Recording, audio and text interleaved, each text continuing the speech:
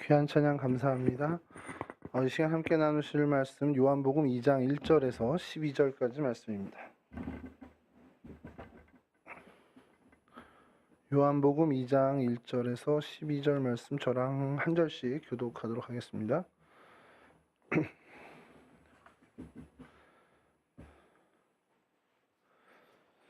사흘째 되던 날 갈릴리 가나에 혼례가 있어 예수의 어머니도 거기 계시고 포도주가 떨어진지라 예수의 어머니가 예수에게 이르되 저들에게 포도주가 없다 하니 예수께서 이르시되 여자여 나와 무슨 상관이 있나이까 내 때가 아직 이르지 아니하였나이다. 그의 어머니가 하인들에게 이르되 너희에게 무슨 말씀을 하시든지 그대로 하라 하니라.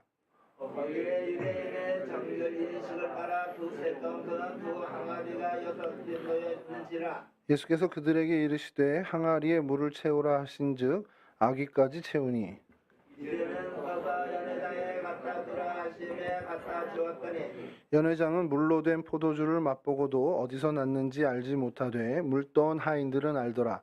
연회장이 신랑을 불러 말하되 사람마다 먼저 좋은 포도주를 내고 주안에 낮은 것을 내거늘 그대는 지금까지 좋은 포도주를 부었도다 하니라. 예수께서 이 첫 표적을 갈릴리 가나에서 행하여 그의 영광을 나타내심에 제자들이 그를 믿으니라. 그 후에 예수께서 그 어머니와 형제들과 제자들과 함께 가버나움으로 내려가셨으니 거기에 여러 날 계시는지 아니하시니라. 아멘. 아멘. 오늘 저희들이 살펴볼 성경의 인물은 마리아입니다. 예수의 모친이 되는 예수의 어머니 마리아에 대해서 저희가 함께 말씀 나누려고 하는데요. 마리아에 대해서는 이전에 좀 많이 했었죠. 마르다와 마리아의 마리아도 저희가 살펴봤었고요. 또 막달라 마리아도 저희가 살펴봤는데 그래서 그런지 예수의 어머니 마리아를 좀 저희가 좀 살펴보려고 하는 건 좀 조금 남다른 좀 벽이 있고 좀 더 어려웠던 것 같습니다. 그래서 오늘 좀 그 인적 사항뿐만 아니라 그 마리아의 어떤 삶의 모습 그리고 그 됨됨이에 대해서 저희가 좀 살펴보면서 저희들이 얻어야 되는 교훈에 대해서 좀 저희가 얻어볼까 하는데 마리아는 말 그대로 예수 그리스도의 어머니인데 그게 이제 신성을 가진 예수 그리스도의 신성 부분에 있어서 어머니는 아니고요. 육신의 어머니입니다. 그러니까 이 땅에 육신을 입고 오는 그 성육신 사건에 어떻게 보면 굉장히 통로가 되었던 중요한 인물이라는 겁니다. 마리아라는 이름은 뭐 일전에도 살펴봤지만 원래 히브리 이름의 미리암에서 온 이름입니다. 모세의 누이 우리가 잘 알고 있는 미리암이 있죠. 그 미리암과 같은 이름인데 그 이름을 헬라어식으로 발음을 할 때 이 마리아가 되는 거죠. 뜻은 높여진 자라는 뜻을 가지고 있습니다. 뭐 다른 것도 좀 있어요. 뭐 사랑받는 자, 뭐 바다의 별이라는 어원도 되고요.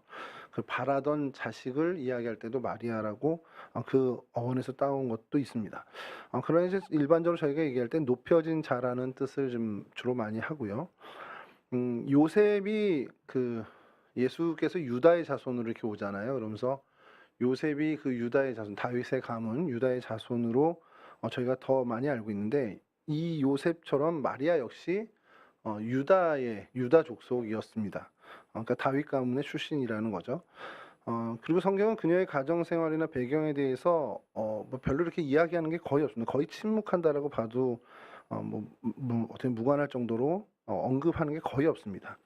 그래서 이 부분에 대해서는 많은 사람들이 왈가불가하는 게 있죠. 도대체 중요한 인물에 대해서 어떻게 이렇게 소홀하게 다룰 수가 있냐라는 얘기를 하는데 여러분 그래서 성경입니다. 성경은 구원에 이르는 지식, 구원에 이르는 이야기들을 하는 것이지 마리아의 어떤 그 배경이라든지 이런 거 상세하게 다룰 이유가 사실은 하나도 없다라는 거죠.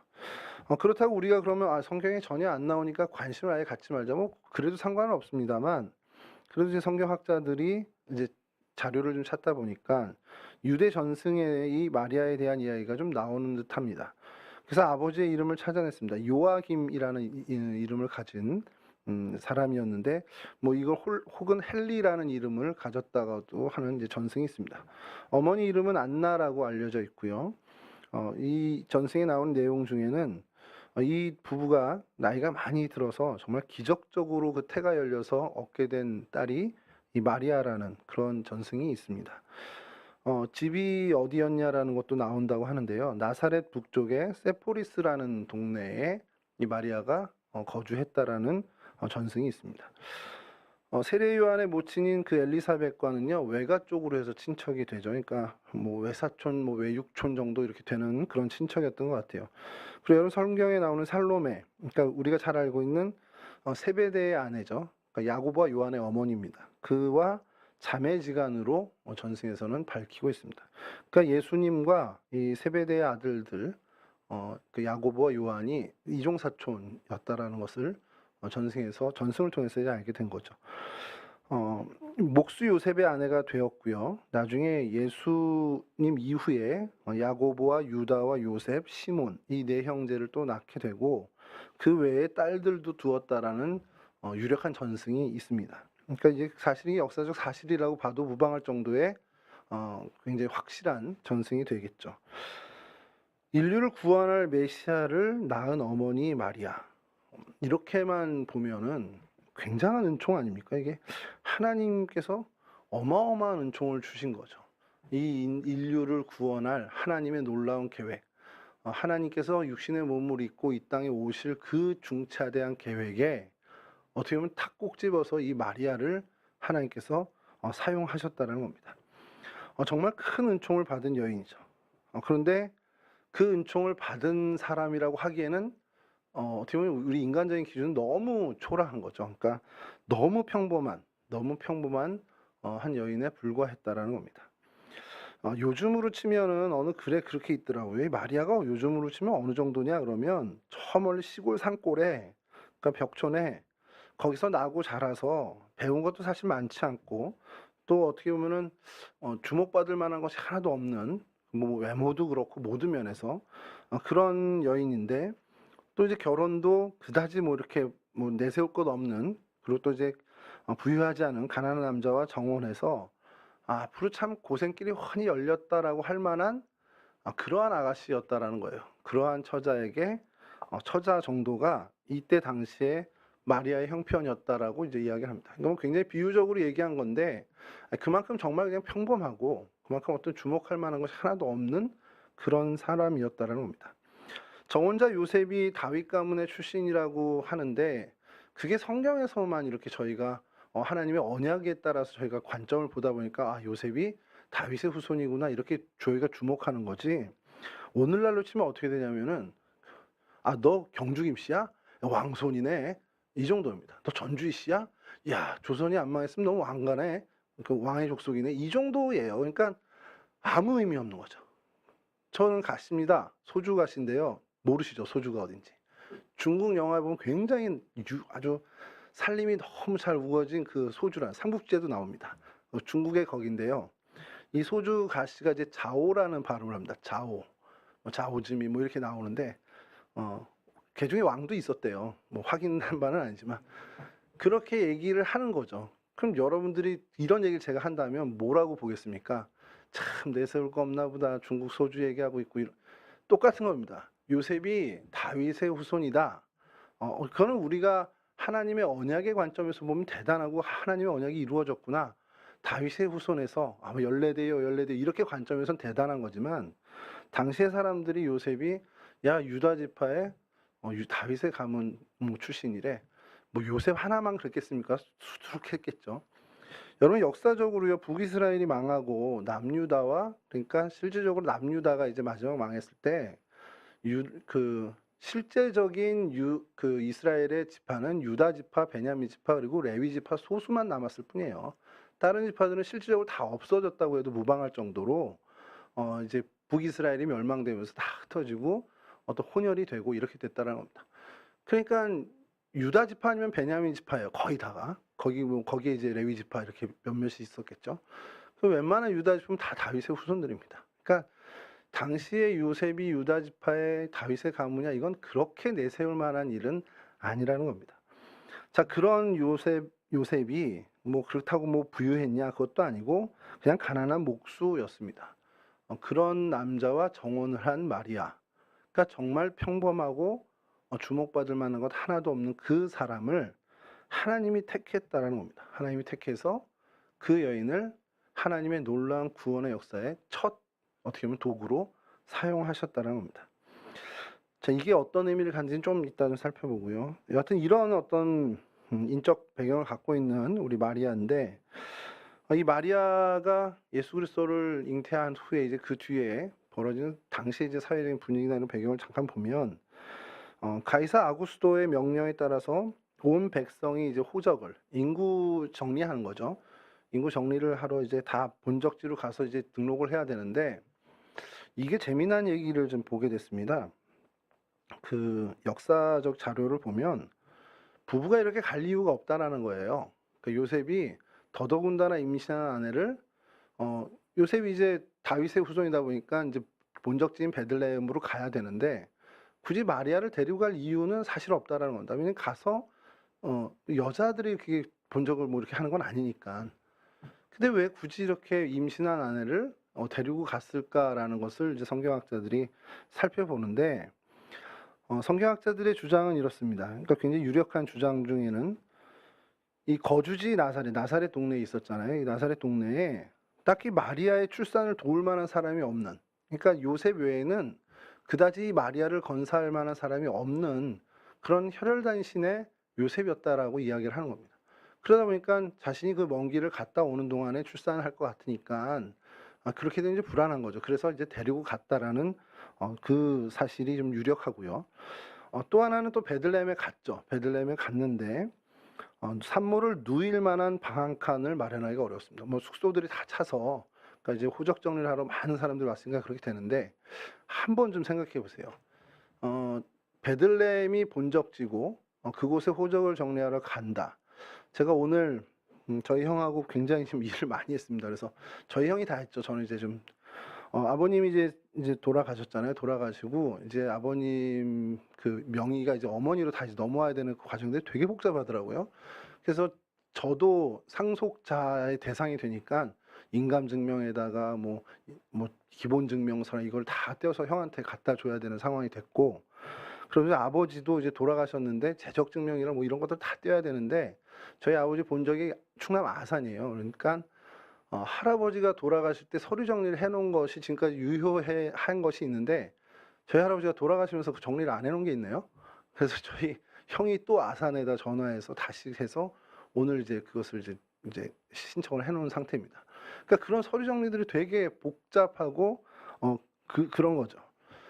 근데 이제 제 기억으로 저희가 어릴 때 아버지 자랐던 동네 이제 아산에 가게 되면 할머니 집만 있는 게 아니라 아버지의 무슨 사촌, 아버지의 육촌, 뭐 그 동네에 좀 많아요. 그러니까 어느 날은 여름에는 이 집에서도 잤다가 어느 여름에는 저 집에 가서 자고 어느 여름은 저 뭐 단쟁이라는 데 가서 뭐 과수하나 하는 집에서도 자고 이랬단 말이죠. 요셉이 어느 정도 그 집안의 가문이 좀 괜찮았다면 본적지인 이 베들레헴에도 아는 친척, 일가 친척이 어느 정도 있었을 거고, 그러면 아이를 가진 와이프를 데리고 갔을 때 어느 집에서도 한 집 정도는 그래도 이 아이를 놓을 수 있게 눕힐 수 있는 그러한 집이 있어야 되는 게 보통 아닌가라는 생각을 하는 겁니다. 근데 그런 일가 친척이 아예 베들레헴에도 없었다라는 건 이 요셉의 그 환경이 참 열악했다라는 것을 좀 반증해 주는 이야기라는 것이죠. 뭐 주머니 사정이 넉넉하지 않아서 여관을 못 잡는 것도 있겠지만 그 집안 자체가 참 초라해서 베들레헴 어디에도 아이를 낳으려고 눕힐 만한 그런 집조차도 없었던 사람이었다라고 이 성경학자들은 이야기를 하는 겁니다. 그러다 보니까 참 정말 어떻게 보면 이 부부가 그렇게 뭐 전혀 가진 거 하나 없는, 어떻게 보면 눈에 띄지 않는 정도가 아니라 그보다 더 못한 형편의 사람들이었을 수 있다라는 것이죠.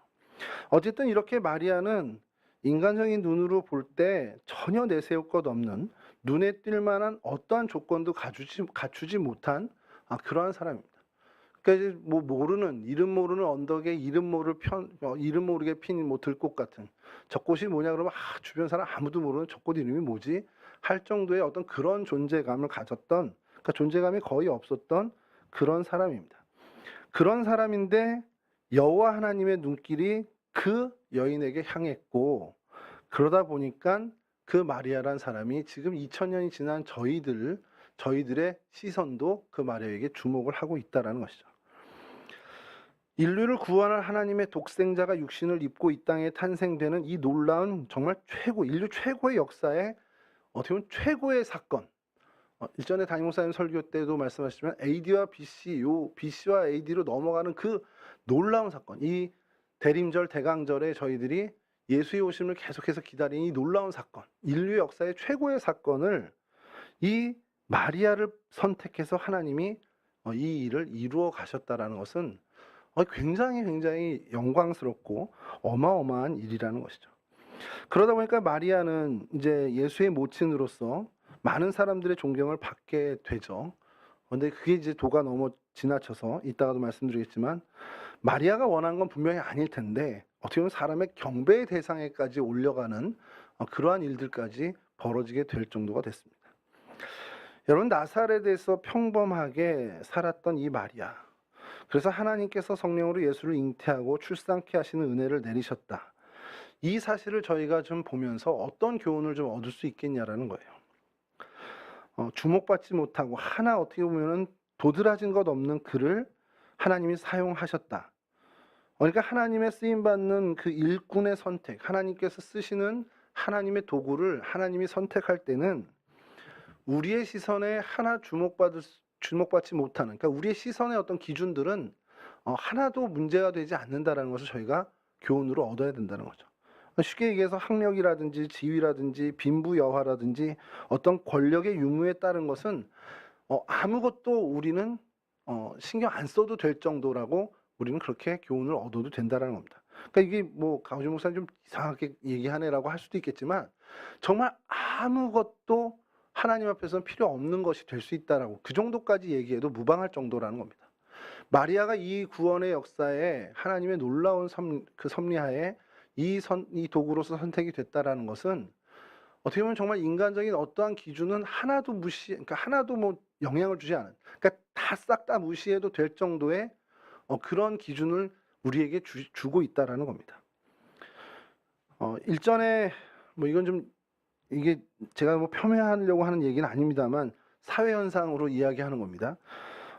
우리나라의 장로 대통령이 최근에 있었어요. 그때 이제 교회마다 어떤 기대를 했냐면, 야, 장로님이 이제 대통령이 됐으니까, 자, 이 땅에 정말 어떤 교회들의 어떤 사역이라든지, 하나님의 공의라든지, 그러니까 기독교 문화라든지, 그러니까 어떤 면에서든 참 좋은 조건들, 그러니까 유리해질 수 있겠구나라는 기대를 했습니다. 뭐 사실 저도 했어요. 야, 이제 우리가 좀 어떤 제재도 좀 풀어지고, 교회가 어떤 이 땅에서 사회에서 어떤 활동하는 것들에 대해서 이제 규제되는 이런 것들도 좀 많이 완화되겠구나라는 기대를 했습니다. 실제로 좀 많이 완화됐어요. 방송도 그렇고 어떤 그 기독교의 문화 축제도 그렇고 좀 많이 완화된 건 사실입니다. 그러면서 한편에 기대했던 게 뭐냐면, 야, 그럼 이제 부흥행도 되고 교회의 어떤 전도의 문이 크게 열리겠다라는 기대를 저도 이제 했습니다. 그런데 실제로요, 종교사회학자들의 공통된 얘기는, 그리고 통계가 실제로 얘기해 주는 건 오히려 그때를 시작으로 해서 기독교의 어떻게 보면 교세가요, 확연하게 위축되고 떨어지기 시작했습니다. 장로님 대통령이 잘못해서가 아니라 우리의 기대는 어떤 그런 기독교적인 어떤 영향력 있는 사람이 높은 자리에 가서 선한 영향력을 행사하면 이 기독교가 확 부흥되고 이런 것들을 기대했는데 그것과는 아무 상관이 없다라는 것을 보여준다는 겁니다. 그러니까 교회의 부흥과 이 땅의 하나님 나라의 확장은 기독교인이 권력을 잡거나 어떤 유력한 자리에 올랐다라는 것과 무관하다라는 겁니다. 그게 오늘 이 한국의 역사에서 증명이 됐다는 것이죠. 그러니까 좀 약간 씁쓸하긴 한데, 그러면 우리 기독교인들이 좀 더 잘 되고 사회에서 어떤 각계각층에 영향력 있게 해서 이 땅을 변화시켜야 되는 그런 거 아니야 그랬더니, 그건 각자의 삶에서 각자가 만나는 생명들에게 그렇게 영향을 주는 거지 그것으로 인해서 하나님의 역사가 크게 좌지우지되는 게 아니더라는 겁니다. 하나님이 쓰시는 사람은 어떤 권력이 있고 많이 배우고 또 어떻게 보면 남들보다 좀 뛰어난 그 사람이어야 된다. 물론 그런 사람을 쓰시는 일도 많습니다만 그게 이유가 돼서 쓰는 게 아니라는 겁니다. 하나님이 쓰시는 사람의 기준은 하나님이 선택하는 거예요. 그냥 하나님의 뜻에 맞게 하나님이 하시는 겁니다. 그러니까 마리아를 보면서 우리가 넣어야 되는 굉장히 중요한 교훈은 내가 이렇게 하면 하나님 날 써주시겠지. 내가 이렇게 갖추면 하나님께서 날 사용해 주시겠지. 물론 그게 우리가 하나님 앞에서 성결하게 살기 위한 동력이 되고 이유가 되고 어떤 힘을 불어넣어주는 것들은 될 수 있지만 그게 이유가 돼서 하나님이 나를 쓰시는 건 아니라는 겁니다. 내가 정말 이렇게 정말 하나님 앞에 100일 뭐 며칠 기도를 하고 금식 40일 기도를 하고 이런 하나님 나를 써주시겠지. 그게 아니라는 겁니다. 심지어는 내가 신학교 입학하고 대학원을 가서 목사 안수를 받으면 하나님 나를 쓰시겠지. 그것 때문에 쓰시는 게 아니라는 거예요. 그냥 하나님이 은혜를 주셔서 우리를 사용해 주시는 거라는 겁니다. 그러니까 하나님이 사용해 주시는 건 그냥 감사한 일입니다. 내가 뭘 했기 때문에 하나님 써주신다 이런 생각을 우리가 애초부터 버려야 된다는 것이죠. 우리가 이 땅을 살아가면서 그럼 뭐에 더 집중해야 되냐? 하나님 앞에서 성결하게, 하나님 앞에서 정결한 삶을 사는 것에 그냥 집중하는 겁니다. 그렇게 살아갈 때 하나님이 써주시면 감사한 거, 안 써주셔서 상관없는 겁니다. 그냥 우리는 그저 하나님을 믿는 믿음으로 하나님 백성답게 성결한 삶을 사는 데에만 집중하면 되는 겁니다. 그러니까 오늘 우리가 내 자신을 아끼고 우리 사랑하는 자녀들을 정말 아낀다면 하나님의 기준에 대해서 좀 우리가 생각을 하고 그것을 가르쳐야 되는 거죠.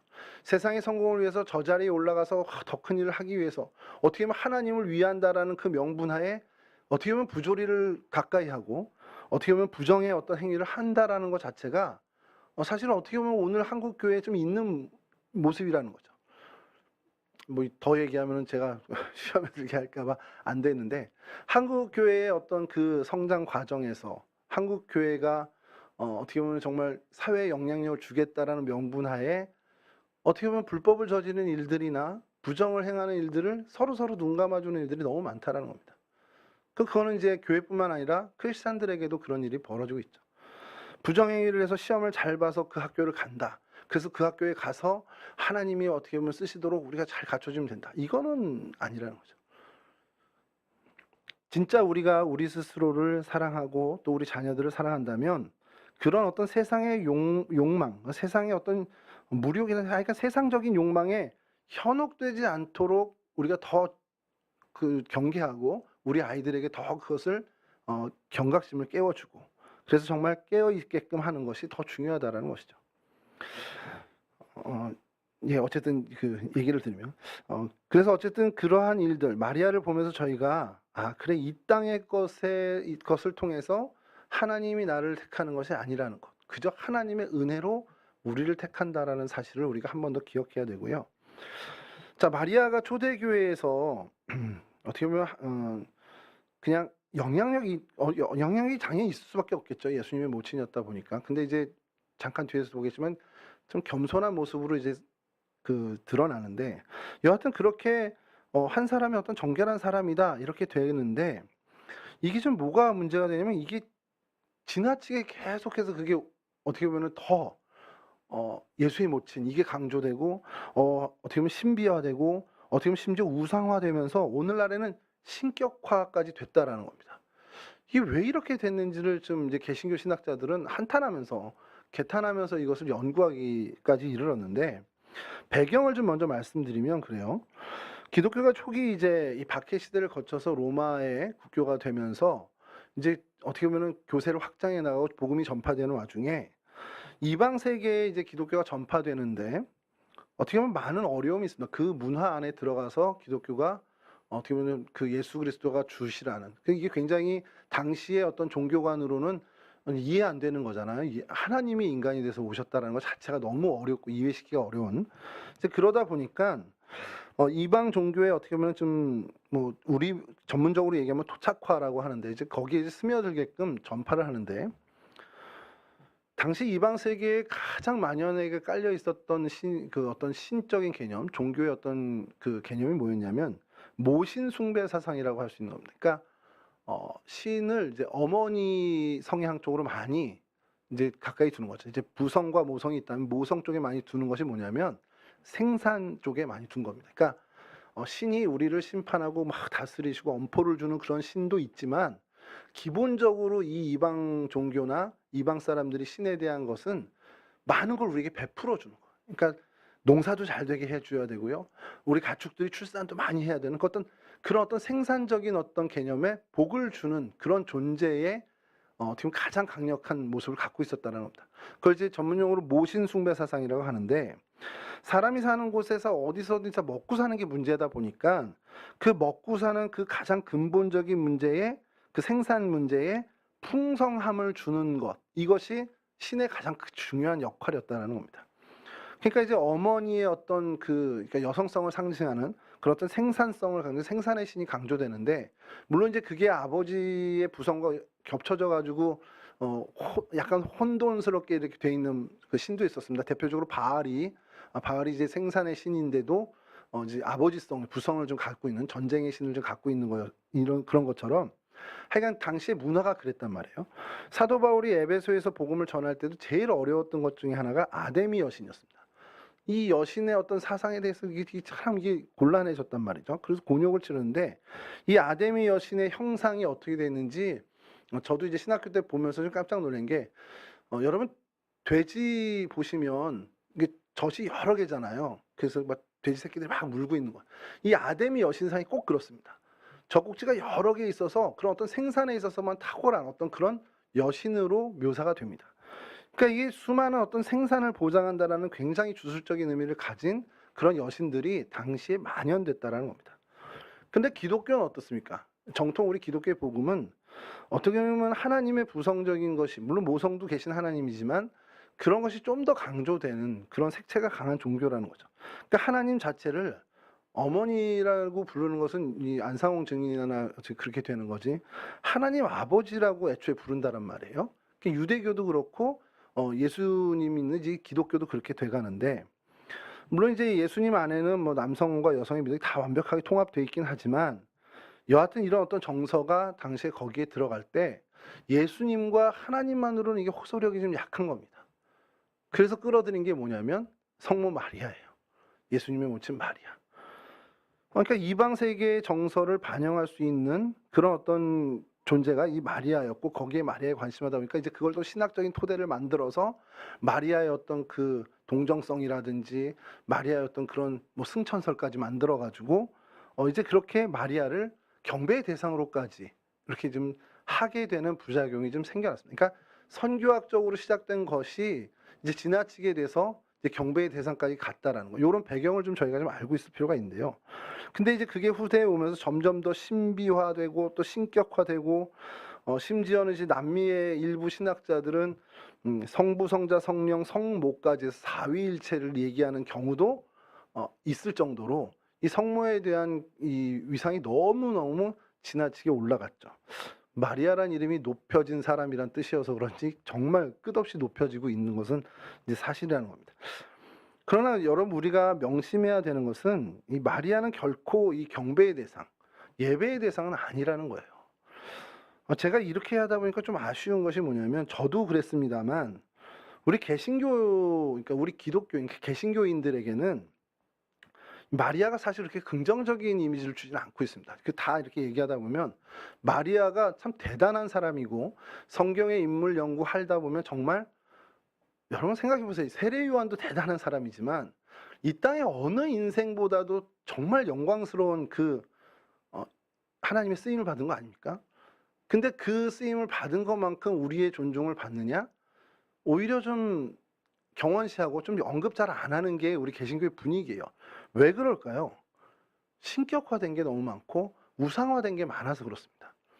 제가 일전에도 한번 말씀을 통해서 말씀을 드린 적이 있는데, 이 성경에 굉장히 중요한 가치, 우리 신앙에 되게 중요한 가치들은 이 사단이 얼마나 전략적으로 오염을 시킨다는 표현을 전 쓰는데, 얼마나 막 이렇게 똥을 뿌리냐면, 여러분, 우리 그리스도인의 최고의 그 소망이라고 해야죠. 마지막 대망이 뭡니까? 우리 그리스도인이 가져야 되는 정말 마지막 대망, 예수의 재림입니다. 아니세요? 예수님 내일 당장 오시면 좋지 않으세요? 우리 청년들은 싫어하겠지. 아우, 결혼도 좀 하고 싶지. 우리 그리스도인의 최고의 대망은 예수의 재림입니다. 근데 재림에 대해서 강조하고 재림에 대해서 많이 얘기하면 할수록 어떤 시선을 받냐면, 저 위험한데? 이단 아니야? 이게 사회적 분위기예요. 종교계의 분위기입니다. 요한계시록의 주회를 강해를 설교를 많이 하면 할수록 저 위험한 목사님 아니야? 신학생들도 그렇게 생각을 해요. 이제는 제가 젊은 목사는 아니지만 저희 또래도 그런 목사님을 보면 목사님 좀 위험한 거 아니야? 너무 계시록만 치중하시네? 이렇게 됩니다. 근데 계시록이 되게 중요한 거잖아요, 저희. 그러니까 그렇게 좀 약간은 꺼리게끔 사단이 이렇게 만들어가는 게 있습니다. 그것뿐만 아니죠. 여러분, 하나님의 교회라는 이름이 얼마나 좋습니까? 근데 제가 우리 동성교회는 하나님의 교회입니다 이러면요, 대번에 어떻게 오해받습니까? 뭐야, 저기 안상홍이야? 왜냐면 거기가 하나님의 교회라는 이름을 공식적으로 쓰고 있거든요. 제가 예전에 교회에서 정말 제가 청년부 그 교회 청년부 맡았을 때 예수 중심 청년교회가 돼야 된다고 막 얘기를 했어요. 근데 이거 한동안 하다가 못하게 된 게 그 이초석 그 예루살렘 교회가 이름을 바꿔서 예수 중심 교회로 바꿨습니다. 그러니까 예수 중심 교회를 얘기를 하려면 뭐야, 이제 가우지 목사님 저 이초석 쪽이야? 이렇게 된단 말이에요. 그러니까 이게 자꾸 뭔가 중요한 가치, 정말 아름다운 어떤 그런 것들이 자꾸 이제 오염이라는 표현은 좀 그렇습니다만 자꾸 이렇게 해가지고 이상한 시선을 보게끔 혼탁시켜 놓는 거예요. 이제 그거 사다 보니까 요즘 또 뭐가 이제 젊은 친구 전도사들하고 얘기를 하다 보니까 뭐가 나오냐면 목사님 그 얘기 듣고 보니까 비둘기도 그래요 그러는 거예요. 성령이 비둘기같이 내리는 어떤 우리 옛날 그 기독교 명화를 다 보면 비둘기의 형상으로 이렇게 옵니다. 성령이 이렇게. 안 보셨나요? 저만. 자, 요즘 젊은 친구들한테 비둘기 하면 어떨 것 같아요? 부정적일 것 같아요? 긍정적일 것 같아요? 쥐둘기입니다. 쥐둘기. 들어 이거예요. 비둘기같이 성령이 내렸다라는 걸 지금 MZ세대들한테 얘기한다 그러면 그게 머리에 와요. 이렇게 된단 말이죠. 이게 뭐 한 예지만 그런 식으로 뭔가 우리에게 선하고 좋은 것들, 우리가 높게 여겨야 하는 가치들이 굉장히 사단은 자꾸 폄훼하면서 오염을 시키는 부분이 있습니다. 전 그것 중에 하나가 이 마리아도 그렇다고 봐요. 마리아는 정말 인류 역사에 정말 이 땅을 스쳐간 많은 인생들 중에 정말 존경받아야 되고요. 정말 존중받아야 되는, 어떻게 보면 우리가 굉장히 높여줄 만한 그런 인생임에도 불구하고 지나치게 신격화되고 우상화되다 보니까 우리의 경원 대상이 됐다는 건 또 사실입니다. 그러니까 그런 거 관점을 우리 좀 생각해야 하는데, 그럼에도 불구하고 우리 교회 역사를 통해서 이 어떤 마리아에 대한 이야기들을 좀 더 해야 되는, 그러니까 어떤 신격화 작업이 아니라 제대로 된 마리아에 대해서 저희가 좀 파악을 할 필요는 있다라는 겁니다. 캐톨릭에서 그것을 너무 해가지고 뭐 마리아의 동정성을 만들기 위해서 온갖 이상한 뭐 자료까지도 만들어낼 정도로 얘기 한번 말씀드렸죠. 그때 야고보 얘기하면서 말씀을 드렸지만 마리아가 예수 이후에는 출생한 적이 없어야 되는 거예요. 그 캐톨릭 교리에. 그렇게 큰 문제도 아닌데. 그러니까 야고보와 유다와 요셉과 이 시몬을 이제 예수의 배다른 동생으로 좀 만들어버리는 겁니다. 그렇게 이제 그런 자료들을 만들어내고 생산하고, 그러니까 계속해서 왜곡하고, 그러니까 나중에는 앞뒤가 맞지 않는 거죠. 또 마리아가 죽음을 맛보지 않고 승천했다, 이런 교리까지 있고, 또 그걸 정설로 믿고 있습니다. 가톨릭 같은 경우는. 실제로 그렇지 않죠. 여하튼 우리가 이 마리아의 어떤 정결한 모습, 위대한 모습은 저희가 인정하지만 그렇게까지 신격화되거나 우상화되는 것은 당당히 또 거부해야 된다는 것이죠. 자, 그래서 마리아의 특징 몇 가지만 저희가 보면서 이 사람이 왜 이렇게 하나님의, 이래서 하나님이 택한 건 아니지만 그의 어떤 모습을 보면서 우리도 좀 닮아가는 어떤 교훈을 얻어야 된다는 것이, 마리아는 굉장히 순수하고 정결했던 사람이면 틀림없다라는 겁니다. 갑자기 천사의 방문을 받게 됐어요.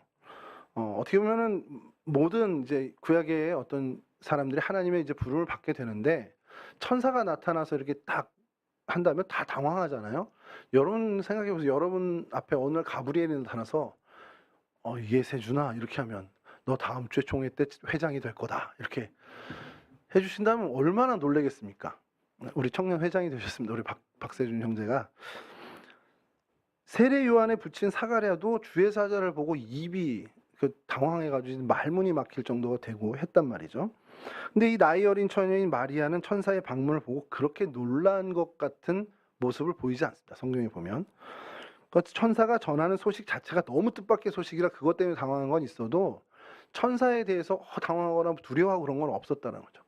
너 이제 아이를 가질 거야 그랬더니 나는 남자를 알지 못하는데 내가 어떻게 아이를 가져요? 이 말 자체가 좀 당황스러운 거지. 천사가 나타난 거에 대해서 막 당황하고 두려워하고 이런 건 아니었다는 거예요. 이건 뭘 얘기하냐면 그만큼 천사에 대한 어떻게 보면은 천사를 보고 천사와 만나고 교제하는 것이 그에겐 그렇게 큰 꺼리낌 되지 않는 일이었다라는, 그만큼 하나님 앞에 순수하고 정결하고 어떤 순결한 존재였다라는 것을 이야기합니다. 이때가 왜 그러냐면 배경이 그렇죠. 말라기 이후 400년 동안 하나님의 말씀이 중단된 시절이에요. 그럼에도 불구하고 천사에 대해서 당황하지 않은 것은 그가 하나님에 대한 생각을 늘 하고 있었고 말씀에 가까이 했던 사람이라는 것을 반증하는 얘기라는 겁니다. 크게 두려워하지도 당황하지도 않고 내가 사내를 알지 못하는데 어떻게 이런 일이 있어요? 라고 오히려 천사와 자연스럽게 대화를 하는 그런 모습을 보게 됩니다. 그러니까 천사의 존재에 대해서 무지하거나 전혀 부정하고 있는 것이 아니라 평소에 어떤 신앙이 돈독하고 어떻게 보면 하나님 말씀에 대해서 순수함을 갖고 있었기에 그런 어떤 모습까지도 그 천사에 대해서 당황하지 않을 수 있었던 것이라고 성경학자들은 이야기하죠.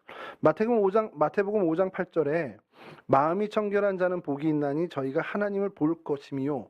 이 부분이 어떻게 보면 이 마리아에게 해당되는 어떻게 보면 적용되는 말씀이 아닐까라는 생각을 한다는 겁니다. 그래서 두 번째로 이 마리아의 어떤 모습은 겸손의 모습을 갖고 있었습니다. 누가복음 1장 28절에서 29절을 좀 읽어드리겠습니다. 그에게 들어가 이르되 은혜를 받은 자여 평안할지어다 주께서 너와 함께 하시도다 하니 처녀가 그 말을 듣고 놀라 이런 인사가 어찌민가 생각하매 마리아는 자기에게 하나님으로부터 칭찬을 받을 것은 하나도 없다라고 생각했던 그런 사람이었죠. 어떻게 보면 자기 내세울 게 하나도 없으니까요. 그러니까 하나님께서 비천하고 굶주린 자기와 함께 하시는 이유, 왜 나랑 같이 하시지? 이런 어떤 생각을 했을 거라는 겁니다. 어떻게 보면 축복, 하나님 주신 그 축복이 보잘것없는 자신에게 주어진 굉장한 은총이라는 것을 알게 됩니다. 그러니까 내가 참 하나님으로서 받을 수 있는 게 없는데, 난 내세울 게 하나도 없는데 하나님이 어떻게 이렇게 큰 은혜를 주지? 라는 것이 그냥 감사한 일이 될 수밖에 없었다는 거죠.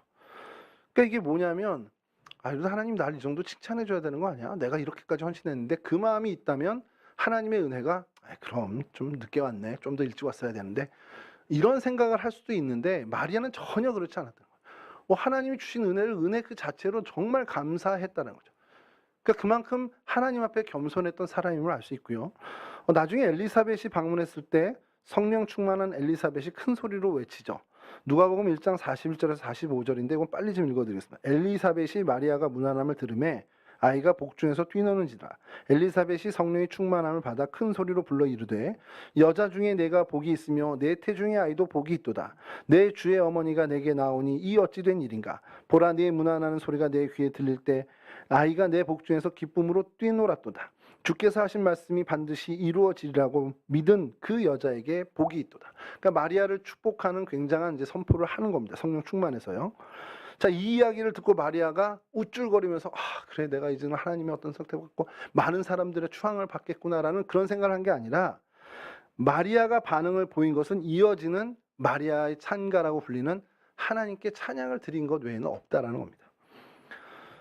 그러니까 마리아는 그랬던 사람이에요. 그냥 자기에게 칭찬을 하거나 자기에게 어떤 놀라운 것이 왔거나 그런 은혜가 왔을 때 그럼 이제 왔네, 내가 그럼 받을 자격이 있지, 이런 생각은 추호도 하지 않고 이거 그냥 그 자체로 하나님의 은혜로 여겼고 하나님께 감사하는 그런 사람이었다는 겁니다. 그러니까 그만큼 하나님 앞에서 늘 자기 자신을 정확히 알았던 그런 겸손한 사람이었다는 것이죠.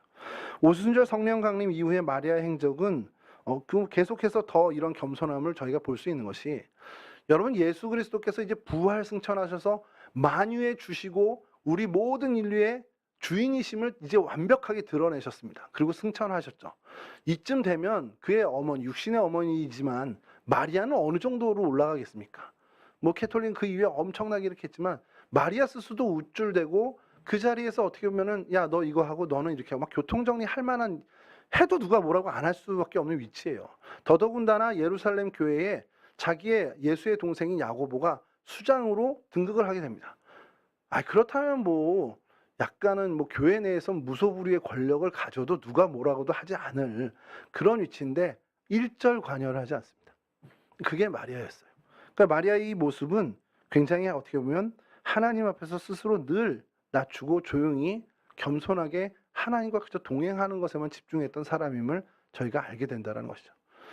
저희가 이러한 모습을 가져야 된다는 겁니다. 마리아를 보면서 아 그래 나에게 하나님이 은혜를 줬을 때 그것이 어떻게 보면 사람들이 부러워하고 사람들이 좀 어떻게 보면 괜찮다 인정해 줄 만한 놀라운 것이라 할지라도 이게 내가 자격이 있어서 받은 것이 아님을 우리는 늘 생각해야 한다는 겁니다.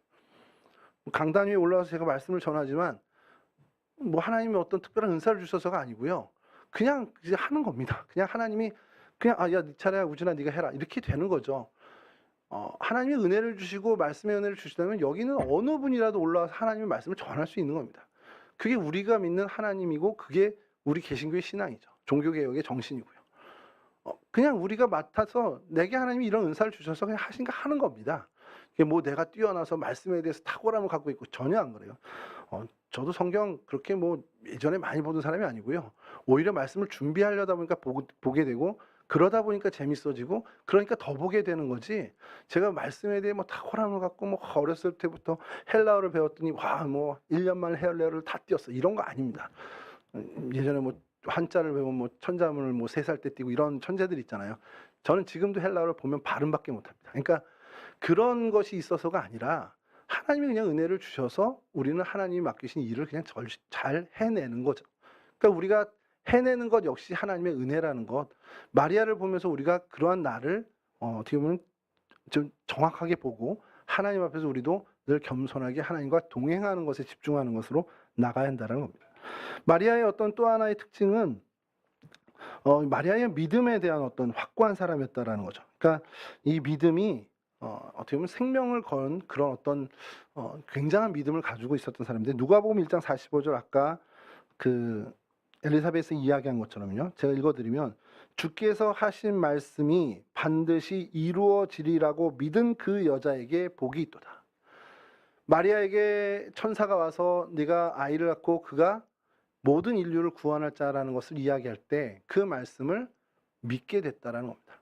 그 하나님의 말씀이 반드시 이루어지라고 믿은 그 여자, 바로 마리아는 복되다라는 것을 이 엘리사벳이 선포하는 거죠. 마리아가 실제로 그렇게 믿음을 가진 사람이었다는 거예요. 왜 그러냐면요. 여러분 이게 당시 율법의 분위기, 사회적인 분위기, 뭐 명예살인이라고도 오늘날에 계속 이슬람 문화에서는 진행되고 있는데 처녀가 아이를 갖고 나왔다. 그걸 부모가 알았다. 그러면 지금 이슬람은 어떻게 하는지 아세요? 마을에다가 던져놓고 죽여 이럽니다. 그러면 뭐 돌로 쳐 죽이든 어떻게든 죽입니다. 그게 명예살인인데 가문의 명예를 더럽혔기 때문에 죽일 수 있다라는 거예요. 그게 합법입니다. 이때도 마찬가지였어요. 처녀가 아이를 가졌다. 보통 같으면 이거 거부해야 되는 겁니다. 하나님 안 됩니다. 이거 나 다 큰일 납니다. 이거 우리 아버지 어머니 큰일 나고 다 난리 나고 온 마을 뒤집어질 일입니다. 이렇게 돼야 되는 거죠. 근데 이거를 주의 여종이니 주의 말씀대로 이 말씀이 이루어지길 원합니다. 이렇게 믿음을 갖고 생명을 내건 겁니다. 그러니까 이런 정도의 믿음이에요. 어마어마한 믿음을 갖고 있었던 사람입니다. 이게 제일 어려웠던 것이 예전에 이게 되게 유명한 얘기입니다. 교회의 유명한 얘기가 지금 뭐 되게 연세가 많으신 구봉서 장로님이 옛날 연예인 교회에 초창기 이제 집사님 시절에 성경 공부를 하는데 당시 이제 하용조 목사님 돌아가신 하용조 목사님이 거기서 이제 젊은 하용조 목사님 성경 공부를 하는 거였죠. 이게 되게 유명한 일화인데 여러 명이 모여서 이 마태복음부터 계속 이제 성경 공부를 해나가는데 이 부분에서 한 분이 계속해서 어떻게 처녀가 애를 가져요? 그러면서 계속 거기서 이제 얘기를 하더라고요. 그래서 목사님이 또 설명하고 또 설명하니까 그래도 이해 못하겠다. 어떻게 이게 됩니까? 이건 도대체 이해 못하겠다. 계속해서 그러니까 진도가 안 나가는 거예요. 그래서 구봉서 집사님이 당시 구봉서 집사님이 뭐라 그러냐면 야 남편도 한 말 하는데 네가 왜 이렇게 따져? 이게 저 옛날에 신학생 때 그 얘기를 듣고 그래 이거 맞지 남편이 이해 못할 일이지 딴 사람들은 다 이해해도 남편은 이해 못할 일이잖아요. 요셉과 마리아는 대단했다는 겁니다. 요셉은 그것을 받아들였어요. 물론 천사가 현몽해 준 것도 있지만 이건 남들은 다 뭐 그래 그럴 수도 있지 뭐 이렇게 할 수 있어도 그 남편은 이걸 받아들일 수 없습니다. 그런데 그것을 수용했던 믿음의 사람이라는 것.